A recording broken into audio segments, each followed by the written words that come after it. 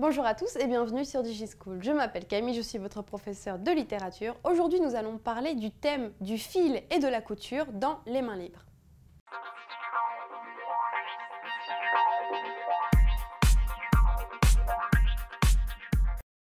La couture et son outil principal, le fil à coudre, est une image très présente dans Les mains libres. On pourrait s'en étonner au début parce que c'est vrai que les images qui sautent aux yeux lorsqu'on ouvre le recueil pour une première fois, ça va être plutôt celle de la femme ou encore le motif des mains. Pourtant, le motif de la couture et du fil à coudre est omniprésent dans le recueil et il est vraiment très intéressant parce que en étudiant les différents dessins qui évoquent la couture, en étudiant les différents textes de Paul Éluard qui évoquent la couture, on va arriver à différentes pistes d'analyse. Je vous propose aujourd'hui de regarder ensemble quelques diptyques concernant le fil à coudre et la couture pour voir des premières pistes d'interprétation. Alors le premier diptyque qui évoque la couture et le fil à coudre, c'est bien sûr Fil et aiguille. C'est un diptyque très important dans le recueil car vous le savez, c'est le premier. Il ouvre littéralement le recueil. Et en cela, il a une position particulière. Alors dans ce dessin, le dessin de Man Ray représente une gigantesque aiguille avec un fil passé dans le chat. Donc c'est tout à fait disproportionné sur un paysage naturel. Ce qui est intéressant évidemment, c'est que la forme du fil rappelle des silhouettes, soit une silhouette féminine, soit la silhouette d'un couple enlacé. Ça dépend des commentateurs. À vous de voir exactement.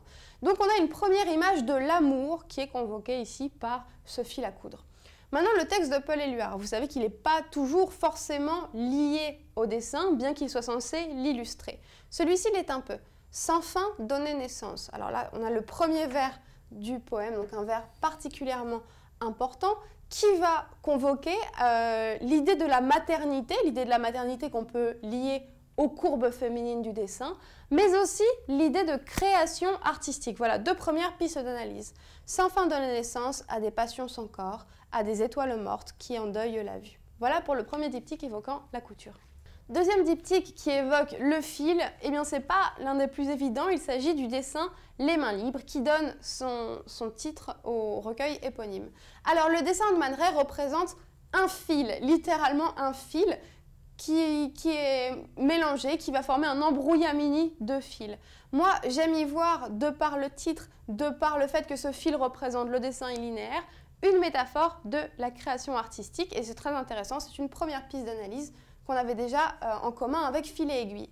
Le texte en miroir de Paul Éluard, ce poème qui est censé illustrer le dessin, finalement, il a peu à voir avec ce dessin, ou du moins avec l'interprétation qu'on va en faire dans une perspective liée à la couture. Cet averse est un feu de paille, la chaleur va l'étouffer. Ici, on voit en miroir des idées d'humidité et d'étouffement et les idées de chaleur. Donc voilà, peu à voir, on va juste se concentrer sur le dessin de Man Ray par rapport au fil. Troisième diptyque, et c'est probablement non seulement l'un de mes préférés, mais l'un des plus intéressants dans la perspective de la couture, c'est le sablier compte-fil. Alors ici, vous avez l'image d'un compte-fil, c'est-à-dire un outil de la couture. Ce compte-fil est également un sablier, c'est-à-dire une métaphore du temps qui passe. Et il est lié par un fil, justement, à une femme à la taille de guêpe, à la taille creusée. Ça, c'est une citation, probablement, d'un vers d'un des poèmes d'André Breton qui s'appelle L'Union libre, qui est « Ma femme à la taille de sablier ». Ça convoque donc l'idée du passage du temps lié à l'image du fil et de la couture. Le poème va reprendre cette idée du passage du temps. La lampe qui boit la lumière, l'autre jour celui-ci, le fond d'un verre, de belles variétés de jours, cultive ce monde durable.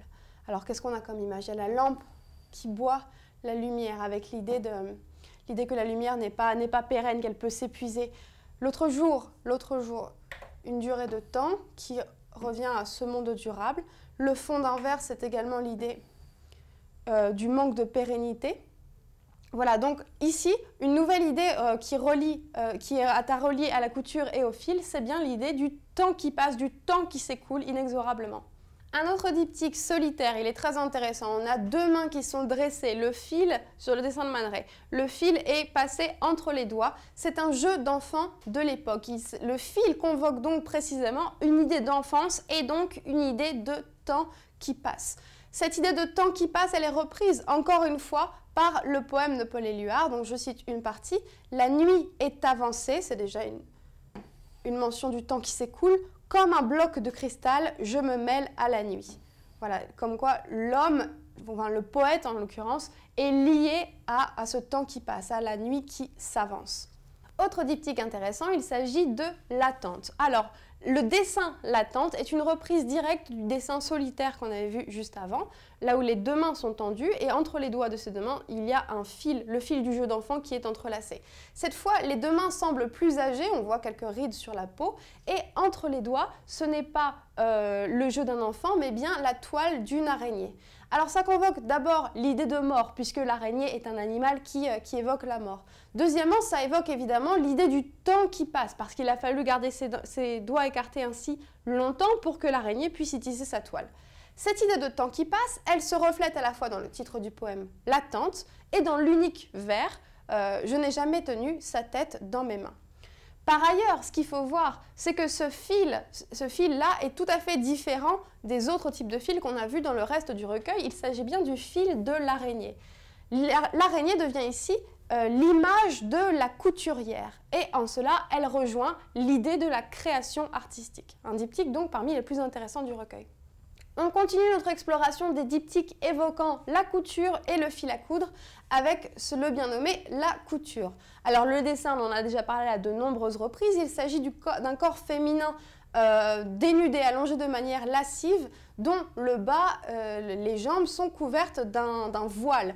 Des ciseaux, une paire de ciseaux disproportionnés qu'on a déjà identifié comme une marque de présence de l'artiste, découpent la toile dans un geste érotique. Donc le dessin lie premièrement l'idée de couture à l'idée de sensualité qu'on avait déjà évoquée auparavant.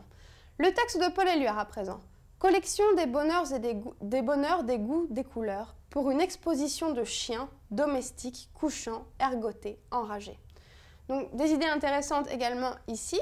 Premièrement, l'idée de collection des bonheurs, des goûts, des couleurs, comme différents éléments assemblés dans une même collection.